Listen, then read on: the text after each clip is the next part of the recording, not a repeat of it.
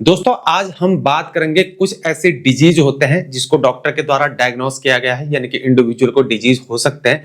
हम बात करेंगे कि उसमें एट्रिब्यूटेबल और aggravated by attributable to military service और एग्रेवेटेड बाय मिलिट्री सर्विस।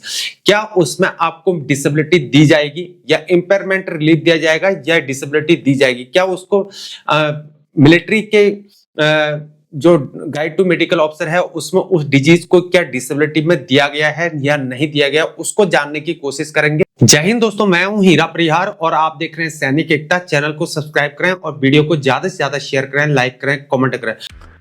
अब देखते हैं कुछ एड्रेनल डिजीज देखते हैं मेरे दोस्तों। Adrenal insufficiency occurs due to infection adrenalitis। ये इन्फेक्शन के द्वारा होता है, बोला है। ऑटोइम्यून डिजीज है एड्रेनलिटिस और हेमोरेजिस इन्फेक्शन और metastatic disease, drugs and severe inflammatory disease है।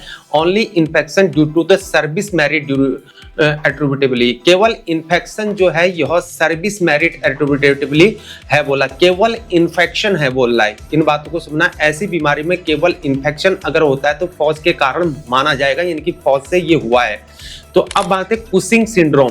कुशिंग सिंड्रोम में be either the corticotropin dependent on dependent या independent among all patients presenting with the Cushing syndrome. The most common causes is due to the exogenous administration of the glucocorticoids.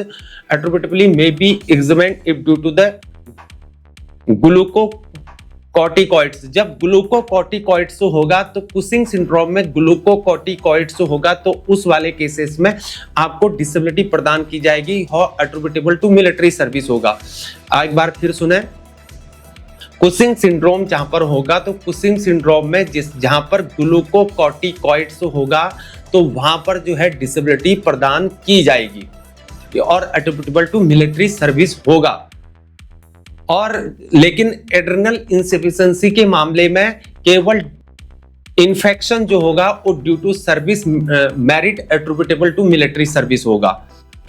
अल्डोस्टेरोनिज्म में apparent mineral corticoids excess syndrome can occur in adults with the triazole antifungal and the ectopic ACTS syndrome. Aggravation and attributable would be non-admissible in these cases. तो aggravation और attributable यहाँ पर non admissible होंगे इस वाले cases में। जब aldosteronism होगा तो इस वाले केसेस में यहाँ पर एट्रिब्यूटेबल और एग्रावेटेड यहाँ पर मान्य नहीं होगा। अगला है pheochromocytoma.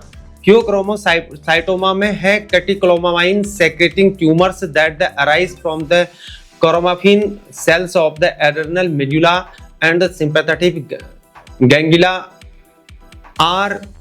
ganglia are referred to as the pheochromocytoma.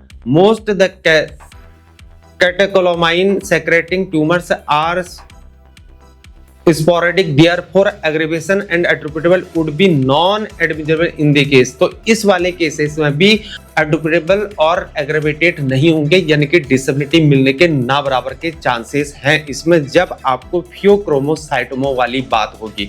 तो उन्होंने यहाँ पर डिस्क्राइब कर रखा है इसको, तो किस कारण से यहाँ पर जो है एट्रिब्यूटेबल और एग्रेवेटेड नहीं होगा। तो इस वाले केसेस में जो ये वाली श्रेणी है इसमें जब एल्डोस्टेरोनिज्म, इस वाले केसेस में केवल एड्रेनल इंसफिशिएंसी के मामले में जब इन्फेक्शन हो तो वो जो है सर्विस मेरिट के कारण हुआ है, तो इस कारण से वहां पर डिसेबिलिटी मिलेगी और एट्रिब्यूटेबल टू मिलिट्री सर्विस होगा। कुशिंग सिंड्रोम में ग्लूकोकॉर्टिकॉइड्स का मामला हो तो उस वाले केसेस में डिसेबिलिटी प्रदान की जाएगी और यह एट्रिब्यूटेबल टू मिलिट्री सर्विस होगा।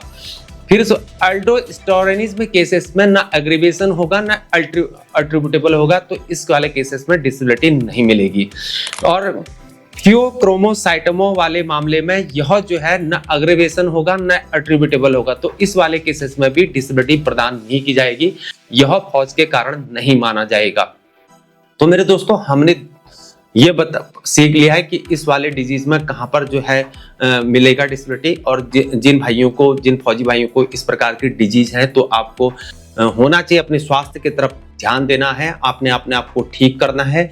और उसी प्रकार से जो किसी शर्माने वाली बात नहीं है, किसी को भी ये डिजीज हो सकती है। हालांकि फौज में इसका ट्रीटमेंट हो जाता है, आजकल सारे ट्रीटमेंट है, इसका अच्छा खासा इलाज हो जाता है। तो दोस्तों ये थी अभी तक की जानकारी अगर अच्छी लगती है तो आपको हमारी वीडियो को आपने शेयर करना है, अपने भाइयों में पहुंचाना है और चैनल को सब्सक्राइब करना है।